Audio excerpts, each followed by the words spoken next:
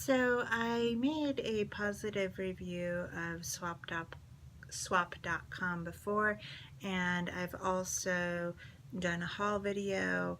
I'm This isn't a sponsored post. I pay for all my own stuff. I'm just a thrifter. I love to thrift. And so sometimes the thrift stores near me, they aren't really the best for certain kinds of things. So I've tried out all of the different thrift stores online. And the reason I'm doing this follow-up video is I did another order with them, and I'm not saying they're bad. There's just a few things you can do to make sure that you're as successful as possible. Just like if you were taking a friend to a thrift store, you'd like take a few seconds before you go in and say, look, I've got to tell you about this place. Like here's the lowdown. Here's how you get the best stuff. So I wanted to go ahead and do an updated swap.com video with just some tips, good and bad, to be as successful as possible. One of the worst things are their photos. They look professional, they look like they're from a magazine. Skoola also does this where they overexpose everything. And so you can't really tell the material. I bought a jacket there that I thought was going to be satin and it was a knit. They are better than Skoola because they do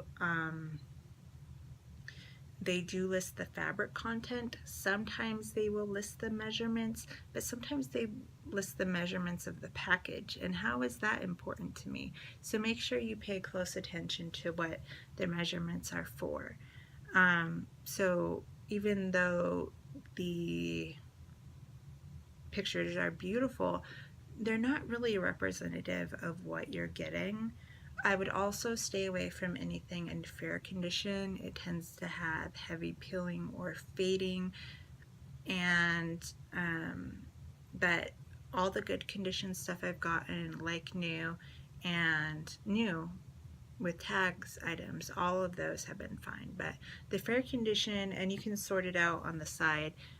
There's tons of filter options, and since it's one of the largest online thrift stores, it's really imperative that you use filters, unless you just usually shop by brand and there's one certain brand that you love. You always wear the clothes in a certain size, but there's just so much to sort through that unless you're sorting by price, you're gonna have to use those filter options. My favorite thing that no other thrift store or online store or brick and mortar store has is when you go to check out, under the shipping, you can ship it to yourself, and I think if you spend over $60 it's free, or there's like an expedited shipping option, or you can save it in storage. And I know what you're thinking, why wouldn't you want your item now? The way that pretty much every store gets you is that they will price items super low and you'll fall in love with something and just have to have it.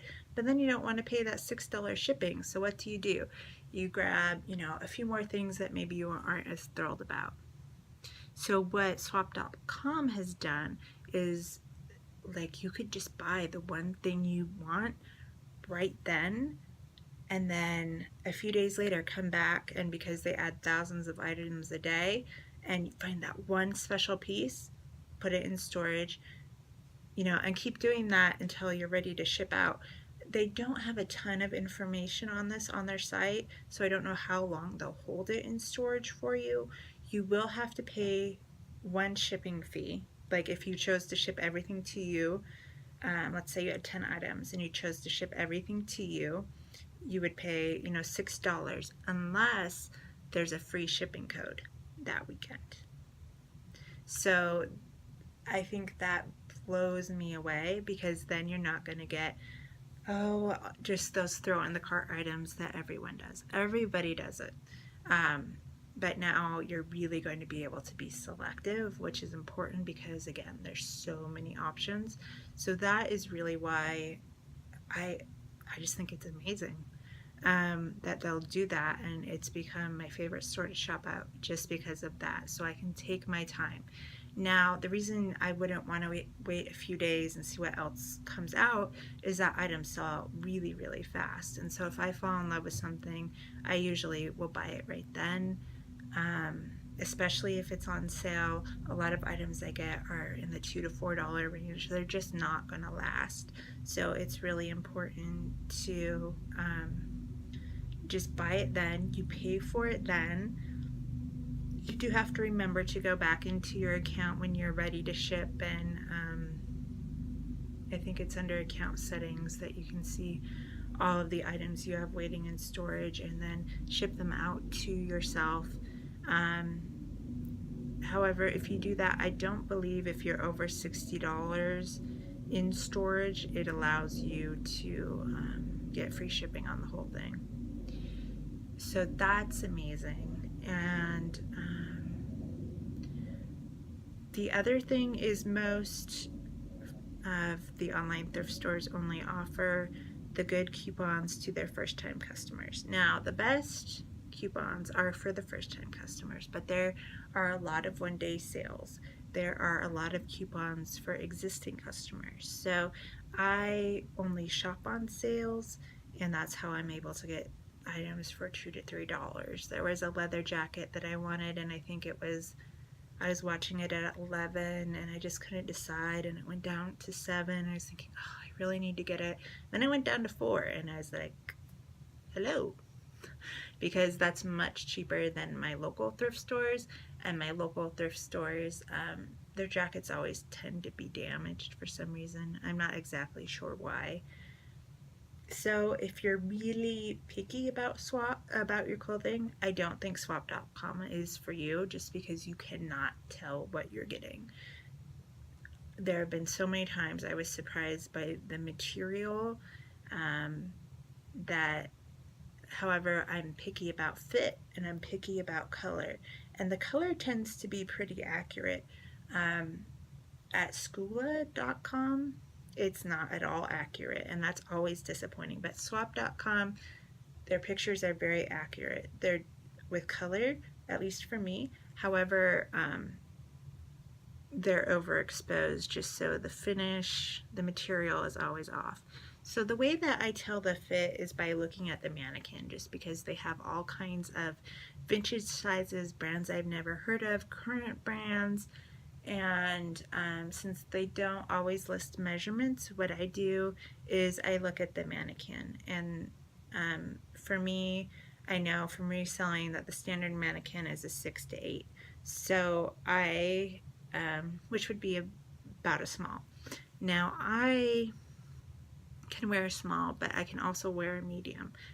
So I look at the mannequin, and if it looks like it fits the mannequin well, that means it's probably going to fit me. And if it's something I want a little bit looser, I look for something that's a little bit baggy. And there was a denim vest I really loved, but it was an extra small. I was like, there's no way I'm an extra small. But it kept dropping in price, and I kept picking it out over and over. And so it was kind of a baggier fit. And I finally decided to go for it just because it fit the mannequin. And bless the people who think that that size is an extra small, but it ended up fitting me just because I was going by that. And so if you're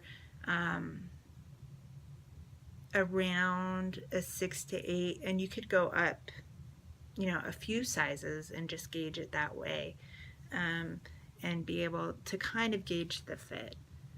I have had to do refunds, just because one item I got a leather vest, and it had unfortunately a tear in the front, and I don't know whether it came that way, whether it happened in shipping, what happened, but they were really nice to promptly give me my money back. And so I've gone through that process. They make it super simple. Overall, I'm really pleased with them, as long as you follow these tips and you're okay with kind of this element of surprise of you don't know exactly. You have a good general idea of what you're getting, but there's going to be a lot of variations to the actual condition, the actual material, just because their photographs are so overexposed. And that's also something for resellers to keep in mind, because I like my pictures to look good, but I also like them to look realistic. I don't want someone to get something and think, oh, that looked so much better in the pictures. So hopefully if you give swap.com a try, you'll leave some feedback below and just let me know, like, did you get what you expected, or did you get something crazy, and your experience was. But I think that's also the fun of thrifting, is, and that's why it's so cheap. They're obviously trying to move mass quantities of stuff instead of being really super detailed about things, because then they'd have to, do a lot more labor. And I get that. Um, so I think it's a fun place to shop. It's just a fun place to shop. The prices are better than my local thrift, and there's a much larger selection. But I'm also always, it's not technically a mystery box, but you do get that element of surprise. So just because I had left a positive review before, I just wanted to leave this update and let you know, still really happy with it. Think it's a great place to shop. I'm not, if I'm paying $2 or $3 for an item and I have to send it back, or, only 5 out of 6 things work for me, I'm perfectly okay with that. I think that's part of the kind of the game of thrifting online. But if you want every single item to be exactly what you think it's going to be, I don't think it's the place to shop. You're much better off doing local thrift stores where you can touch, the material and see it in natural lighting. But I just think it's fun. So please leave a comment below and subscribe for more thrift haul videos. Thanks.